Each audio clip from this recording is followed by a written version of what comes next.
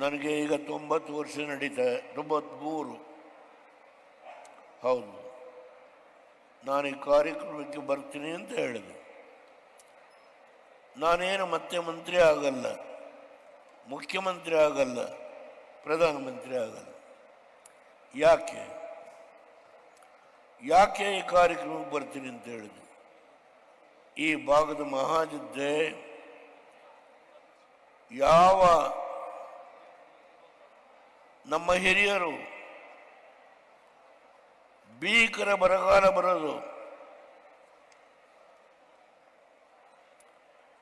ಗೋವಾಕ್ಕೆ ಗುಳೆ ಹೋಗೋರು, ಮಹಾರಾಷ್ಟ್ರಕ್ಕೆ ಗುಳೆ ಹೋಗೋರು. ಇಲ್ಲಿಯ ಪರಿಸ್ಥಿತಿಯನ್ನ ನಾನು ವಿರೋಧಿ ಪಕ್ಷದ ನಾಯಕನಾಗಿ 1973ರಿಂದ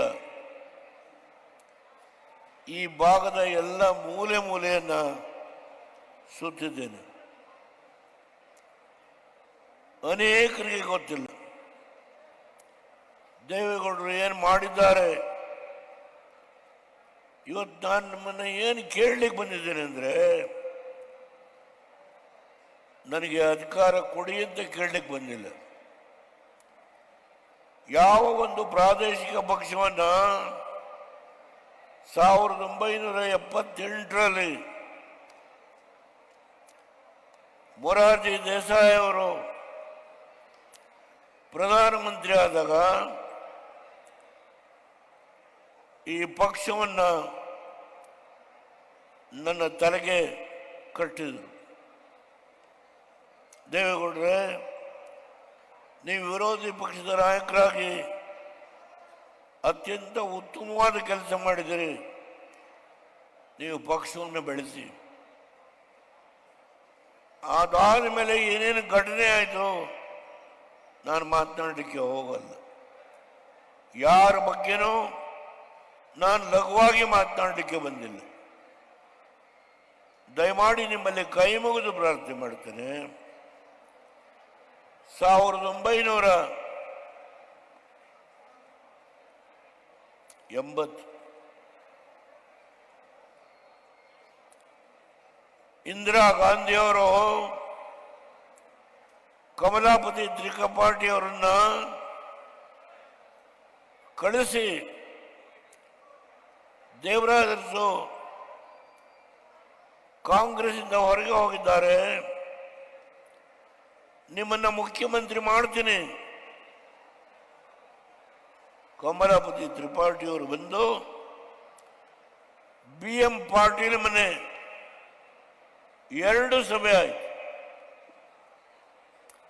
KK ಮೂರ್ತಿ, ಶ್ರೀಮನ್ ಗುಂಡೂರಾವ್, ಕಮಲಾಪತಿ ತ್ರಿಪಾಠಿ 2 ಸಭೆ. ನಾನು ಹೇಳಿದೆ, ಯಾವುದೇ ಕಾರಣದಿಂದ ಸಾಧ್ಯ ಇಲ್ಲ. BD ಜತ್ತಿಯವರು ಬದುಕಿದ್ರು, ನಿಜಲಿಂಗಪ್ಪನವ್ರಿಗೂ BD ಜತ್ತಿಯವ್ರಿಗೂ ಸಂಘರ್ಷ. ನಾವು ಜೊತೆ ಗುಂಪಲ್ಲಿದ್ವಿ. ಜತ್ತಿಯವರು ಫೋನ್ ಮಾಡಿ, ದೇವೇಗೌಡರೇ, ಚುನಾವಣೆ ನಡೆಸಲಿಕ್ಕೆ ಸಾಲ ಮಾಡಿದ್ರೆ ನಿಮ್ಮ ಕೈಲಿ ಆಗೋದಿಲ್ಲ, ದಯಮಾಡಿ ಈಗ ನಾನು BM ಪಾಟೀಲ್ಗೆ ಹೇಳಿದ್ದೇನೆ, ಮೆಡಿಕಲ್ ಕಾಲೇಜು ಇಂಜಿನಿಯರಿಂಗ್ ಕಾಲೇಜು ಮಾಡಬೇಕು. BM ಪಾಟೀಲ್ಗೆ ಹೇಳಿದ್ದೇನೆ, ಅವರು ಕಾಂಗ್ರೆಸ್ಗೆ ಹೋಗ್ತಾರೆ, ನೀವು ಒಬ್ಬರೇ ಉಳಿಯೋದು, ನನ್ನ ಮಾತಿಗೆ ಗೌರವ ಕೊಡಿ, ನೀವು ಕಾಂಗ್ರೆಸ್ ಸೇರಿ ಅಂತ ಹೇಳಿ ಕಮಲಾಪತಿ ತ್ರಿಪಾಠಿ ಅವ್ರಿಗೆ ಹೇಳಿದೆ, ತ್ರಿಪಾಠಿ ಅವರೇ ಹೇಳಿ ಇಂದಿರಾ ಗಾಂಧಿ, ಯಾವ ದೇವೇಗೌಡ ಒಂದು ಪ್ರಾದೇಶಿಕ ಪಕ್ಷವನ್ನು ವಹಿಸ್ಕೊಂಡಿದ್ದೇನೋ, ಮೊರಾರ್ಜಿ ದೇಸಾಯಿ ಅವರು ನನಗೆ ಹೊಣೆಗಾರಿಕೆ ಕೊಟ್ಟಿದ್ದಾರೋ, ಅದರ ಜವಾಬ್ದಾರಿಯನ್ನು ನಾನು ನಿರ್ವಹಣೆ ಮಾಡೋದ್ರಲ್ಲಿ ಹಿಂದೆ ಬೀಳೋದಿಲ್ಲ. ಆ ಜವಾಬ್ದಾರಿಯನ್ನು ಹೊತ್ತು ಇವತ್ತು 25 ವರ್ಷಗಳ ಶತಮಾನೋತ್ಸವ ಅದನ್ನು ಆಚರಣೆ ಮಾಡತಕ್ಕಂಥ ಈ ಸಂದರ್ಭದಲ್ಲಿ ತಾವೆಲ್ಲ ಪುಣ್ಯಾತ್ಮರು ಸೇರಿದ್ದೀರಿ. ದಯಮಾಡಿ ನಾನು ಬಂದಿರೋದಿಲ್ಲೇ ನನ್ನನ್ನು ಮುಖ್ಯಮಂತ್ರಿ ಮಾಡಿ ಅಂತ ಕೇಳಲಿಕ್ಕಲ್ಲ. ಸ್ವಲ್ಪ ಕೂತ್ಕಪ್ಪ. ಯಾವ ಆಲ್ಮಟ್ಟಿ ಜಲಾಶಯಕ್ಕೆ ಲಾಲ್ ಬಹದ್ದೂರ್ ಶಾಸ್ತ್ರಿ ಅವರನ್ನ ಕರೆಸಿ ನಿಜಲಿಂಗಪ್ಪನವ್ರ ಫೌಂಡೇಶನ್ ಹಾಕ್ಸಿದ್ರು. ನಾನು ಬರುವವರೆಗೆ ನಿಜಲಿಂಗಪ್ಪನವರು, ಜತ್ತಿಯವರು, ವೀರೇಂದ್ರ ಪಾಟೀಲರು, ದೇವರಾಜ್ ಅರಸು ಇವರೆಲ್ಲ ಮುಖ್ಯಮಂತ್ರಿಗಳು. ಹೆಗ್ಡೆ ಅವರು, ದಯಮಾಡಿ ತಪ್ಪು ತಿಳ್ಕೋಬೇಡಿ, ಇವರೆಲ್ಲ ಮುಖ್ಯಮಂತ್ರಿಗಳು. ಆದರೆ ಎಷ್ಟು ನೀರನ್ನು ಹಿಡಿದ್ರು ಕೇವಲ 10% ನೀರು, ಅಂದರೆ 15 ಲಕ್ಷ ಎಕರೆಗೆ ಯಾವ ನೀರನ್ನ, ಕೃಷ್ಣಾ ನದಿಯ ನೀರನ್ನ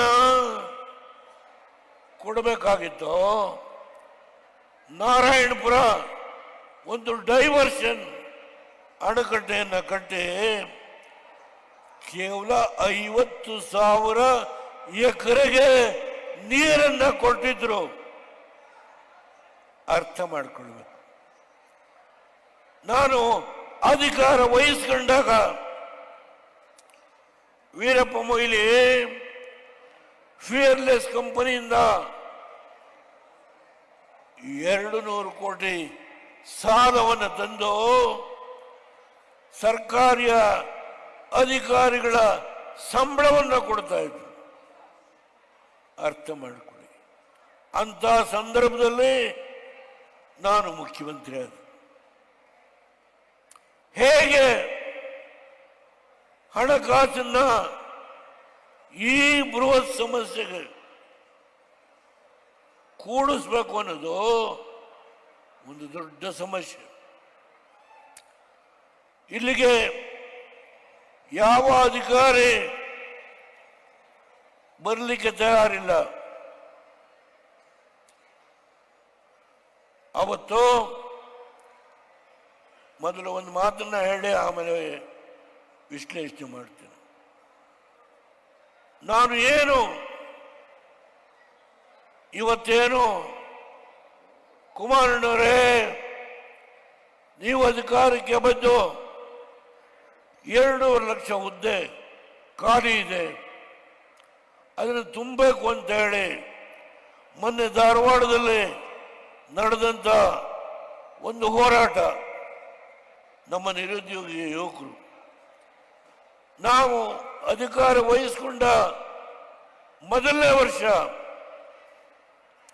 1.5 ಲಕ್ಷ ಹೆಣ್ಣು ಮಕ್ಕಳನ್ನ ಯಾವುದೇ ಒಂದು ಇಂಟರ್ವ್ಯೂ ಇಲ್ಲದೇನೆ ಅವ್ರಿಗೆ ನೇಮಕಾತಿಯನ್ನು ಮಾಡಿದ್ವಿ. 1.5 ಲಕ್ಷ.